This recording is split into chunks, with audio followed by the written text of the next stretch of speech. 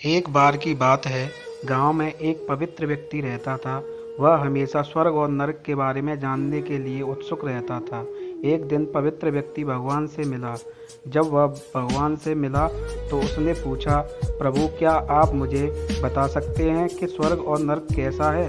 भगवान मुस्कुराए और उसे दूसरी दुनिया में ले गए। वहाँ वे दोनों दरवाजे के सामने खड़े थे।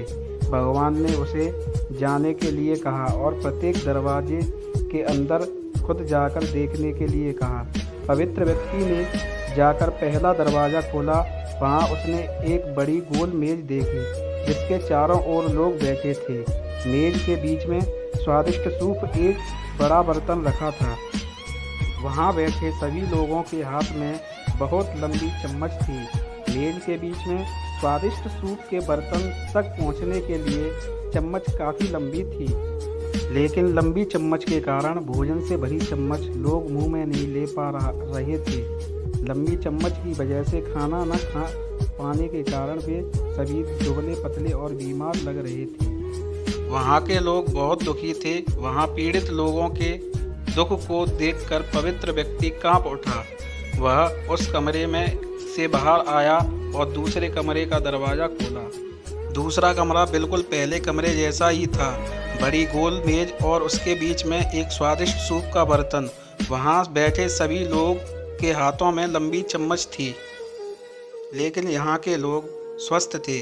वे एक दूसरे से बात कर रहे थे और खाना खा रहे थे। पवित्र व्यक्ति यह देखकर प्रसन्न हुआ और उस कमरे से बाहर आ गया।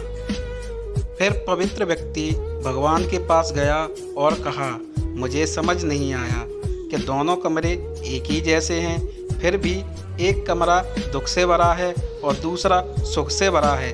भगवान ने उसे समझाया, आपने देखा कि लंबी चम्मच दूसरे को खिलाने के लिए ठीक ठाक है, लेकिन खुद को खिलाने के लिए ठीक नहीं है। आप जिस कमरे में पहले गए थे वह नरक था।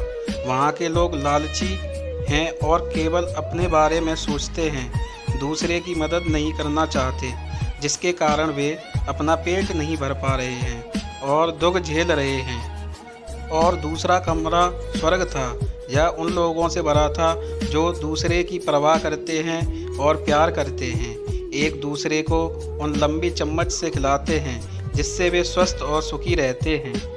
इस कहानी से हमें यह शिक्षा मिलती है, यदि हम एक दूसरे का समर्थन और देखभाल करें तो हम अपने जीवन को स्वर्ग बना सकते हैं और खुशी से जी सकते हैं। दोस्तों, कहानी अच्छी लगी हो तो लाइक, शेयर और कमेंट और हाँ, सब्सक्राइब करना ना भूलें।